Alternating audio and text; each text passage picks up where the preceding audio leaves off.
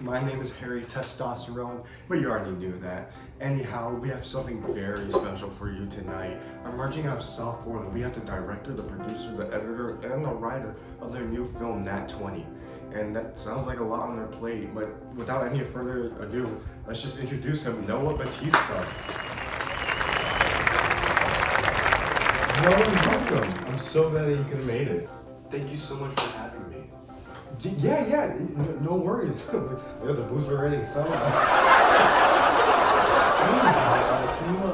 can you tell me a little bit about Nat 20? It's just been all the buzz recently. Can you just tell me a little bit about it? Yeah, of course. So basically Nat 20 is a comedy / drama about a group of teenagers who escape reality via playing Dungeons and Dragons.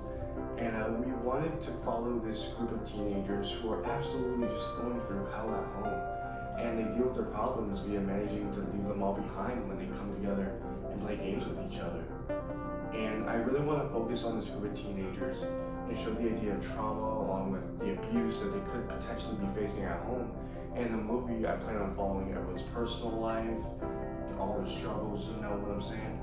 And once they go home, maybe they're going through something. Maybe, you know, like some real dark stuff is happening when they go home. And I didn't want to go the conventional route of just showing a group of teenagers having fun, all sunshine, rainbows, and butterflies. Because quite frankly, that's not really how it is. And I want to represent the idea of how the grass isn't always greener on the other side. Like at the end of the opening, when we see the character hitting home, the demeanor changes quite significantly from the beginning of the opening. You can see that the sky is blue, it's all happy dory-doo. At the end, we see him leaving at night, so it's just kind of like a huge dramatic shift. Wow, that sounds really amazing. I'm assuming a lot went into this, right? Yeah, a lot actually. And and the main characters were just my friends, and when I told them about the idea of Nat 20, they all seemed pretty eager, and this overall idea was mainly brought about Stranger Things. That was a huge inspiration. You know, like the D&D parts when the group of friends were playing Dungeons and Dragons, that was definitely a huge inspiration.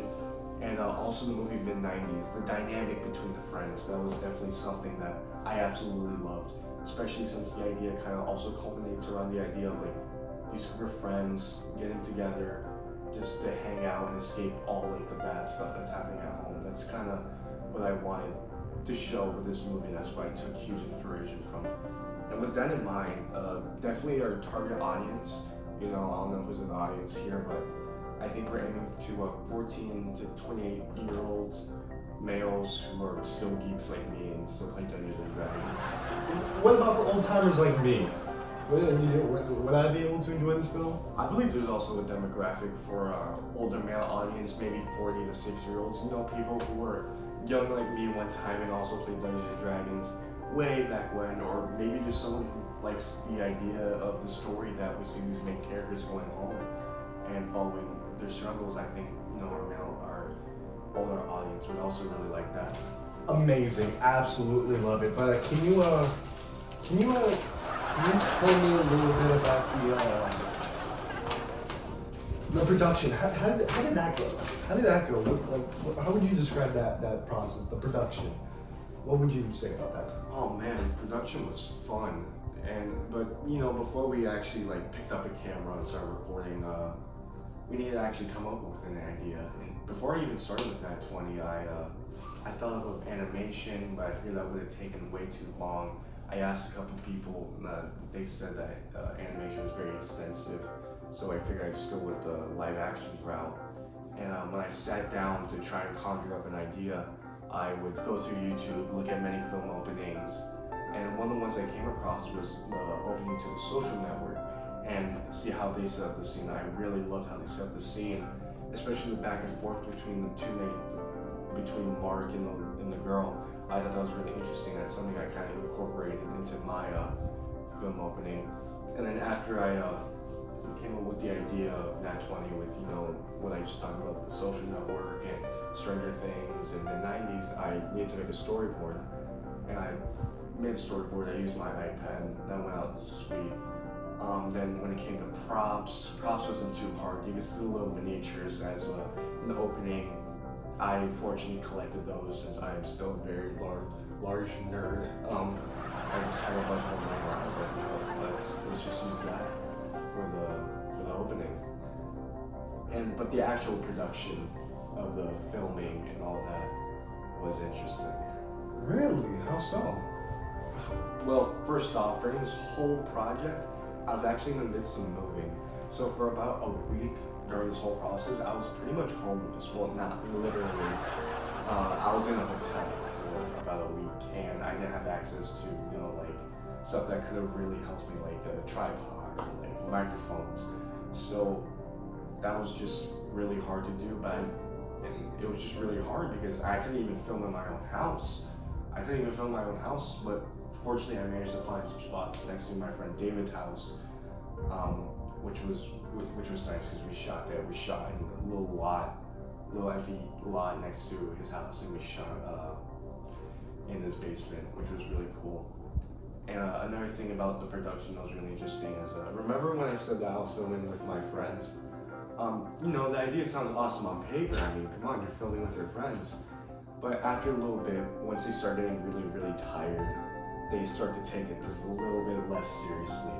And you know, that's fine and all, but when you're making a project for, like, you know, school, you know, for your grade, it gets just a little bit tiring when they start laughing during the toilet break, because you just want to get it done. You just want to get it finished. So filming with friends, interesting, very interesting.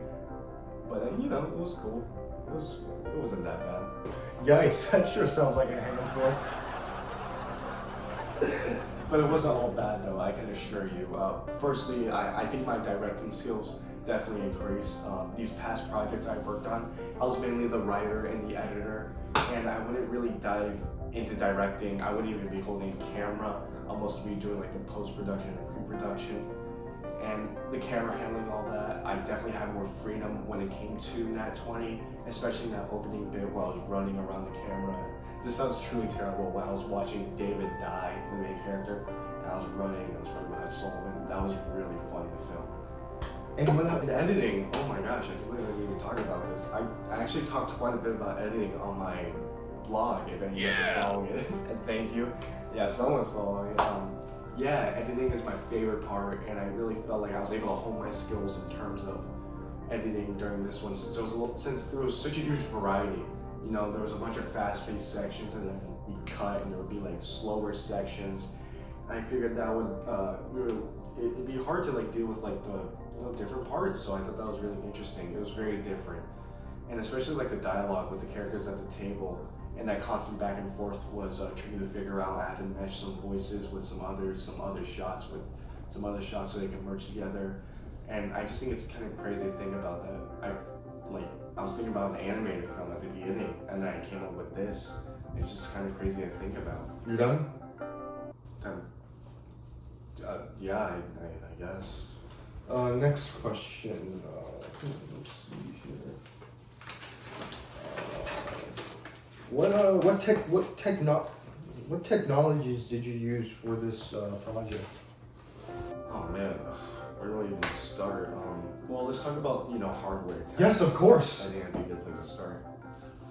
Well, I used my iPad for storyboarding with my Apple Pen. I talked a little bit about that for the planning bit. But for filming, I only had my phone available. And with an iPhone 11, you can film in 4K, 60 FPS.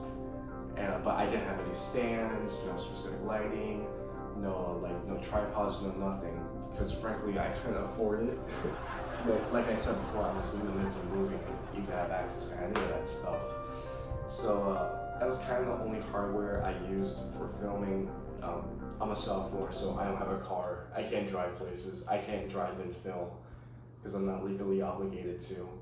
So yeah, that was another thing that was kind of holding me down. And some other things I used a Razer headset, you know, just to like listen, just standard stuff. And I also used my laptop, and it was just some standard laptop, nothing too crazy. And that's what I use for editing. What about software? It said that's what they. What about software? Oh yes, software. I use DaVinci Resolve for editing, and I don't know if some of you guys looked at my blog, but yes, thank you. I was really torn between DaVinci and Adobe, But I figured I'd just use DaVinci because I had the most experience with it, and I already had it on my laptop, so I figured I'd just go with that. And I use Google Drive to import and export all the footage. That's just what I use. It took quite a bit of time because remember how I said I was filming in 4K 60 FPS? That takes a long time to, put it on from your phone onto your computer. So that's why I use to actually put my footage from my phone onto my computer. And then some of the music I used in my film came from the YouTube audio library, which is just awesome because you can find copyright-free music. It's just like that. Like you don't even have to mention them in the comments for some of them. You can just use the music whenever you want. Let's see here. Online, perhaps anything with that? And when it came to online, I used YouTube. That was a huge help, looking at videos in case when my DaVinci Resolve is acting kind of funky, when I want to see some other film openings. That was pretty important to have something to base that off of. Google, my basic search engine, just research about the target demographic, what the movie, some conventions I should use in the movie, and that was pretty nice. I use Google Drive, like I said before. It's not really a software; it's kind of like an online thing. But I use Google Drive to get my stuff from my phone onto my computer, and I use Blogger to show my process. Yeah. Boy, yikes! That sure is a lot. Did you run into any issues? The biggest issue was definitely in the editing department. Trying to fit 2 minutes of 4K 60 FPS footage into my editing software was just such a huge pain. The constant lagging, buffering, crashing, all that jazz.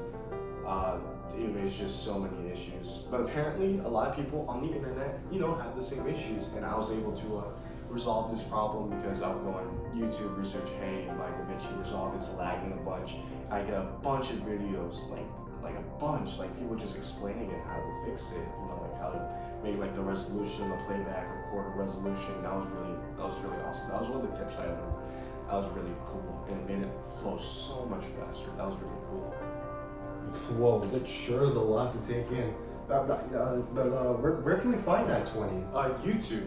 You should be able to view the whole film on YouTube right now. I feel like a majority of our audience consumes a lot of YouTube already, so placing it right there, right in front of their face, would be really good.